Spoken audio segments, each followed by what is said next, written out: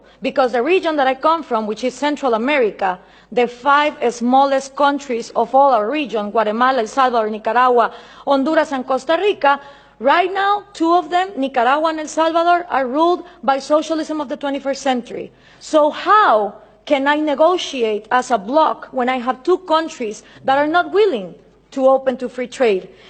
And for these 3 ways to work, you need to understand something about Latin America. I had 2 slides, 2 pictures, if we could put them on, please. The first thing is Latin America has always been ruled by dictators. Then Fidel Castro comes in, and he is successful in making a Marxist guerrilla. In the moment that Castro comes in and he makes a Marxist guerrilla, all the countries in Latin America start copying and pasting that model. You had Marxist guerrillas everywhere, Guatemala, Nicaragua, Peru, trying to do the same thing as Castro, financed by the Soviet Union and with the intelligence of Cuba. 1989 comes, the Soviet Union collapses, and the left Marxist wing of Latin America, the socialist sectors, they are in trouble, because now they don't have the money of the Soviet Union to keep on going with these violent guerrillas, but they still want to come to power. So what do? Well, Fidel Castro gathers together with Lula da Silva, and they form the first Forum of Sao Paulo. The Sao Paulo Forum is a parliament that every year gathers together to further on the socialist agenda. And they start working on 1990. In 1998, they put their first president, Hugo Chavez. And that was a relief for Cuba, because the money that the Soviet Union was lacking to give, the oil of Venezuela started giving. And now that the oil prices are coming down, they are hoping for Colombia to advance on the agenda to give FARC, the Marxist guerrilla drug dealer of Latin America, places in power. If this happens, we're going to have the first narco-socialist government, which will mean that the money of drugs, it's infinite. It doesn't depend on the market like oil, and then you have another socialism of maybe the 22nd century. So what we need to understand is this regional strategy is not only put in place in Venezuela, it has been put in place and tested in Brazil, Argentina, Chile, Uruguay, Nicaragua, El Salvador. And the places where they haven't governed, they have people who are waiting to come to power.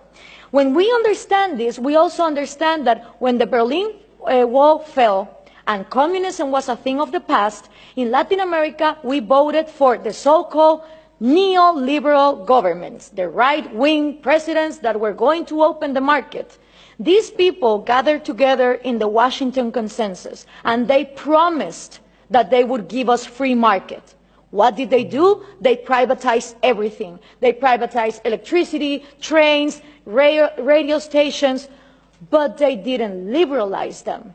They gave them as oligopolies and monopolies to their peers, and this created crony capitalism. But for most of the population, the one to blame was free market. I don't know if we can now put the picture, please. For the people, what is needed to be blamed is free market, when free market has never existed in Latin America. So it's always blaming the government, but expecting more government to come in and solve the problem, like this picture shows here.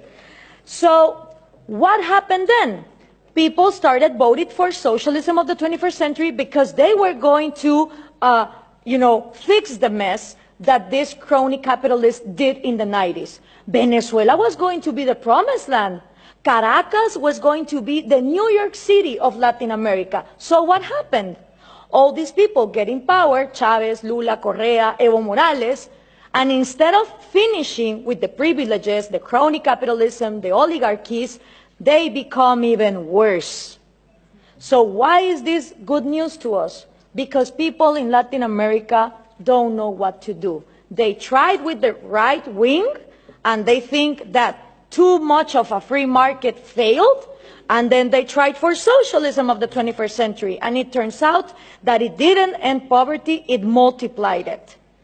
So right now, it's a great and excellent opportunity for people like us, for people who really defend liberties and freedom, not only economic liberties, but also individual liberties.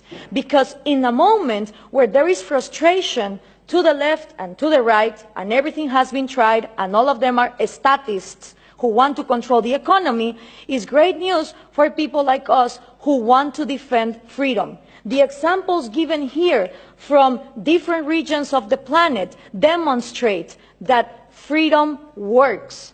So what we need to input from Europe to Latin America is the right messages. Those messages include that Scandinavia is not socialist, that we need trade more than aid, and in order for institutions to follow up, it's not about material equality, it's about equality under the law and the rule of law. Thank you very much.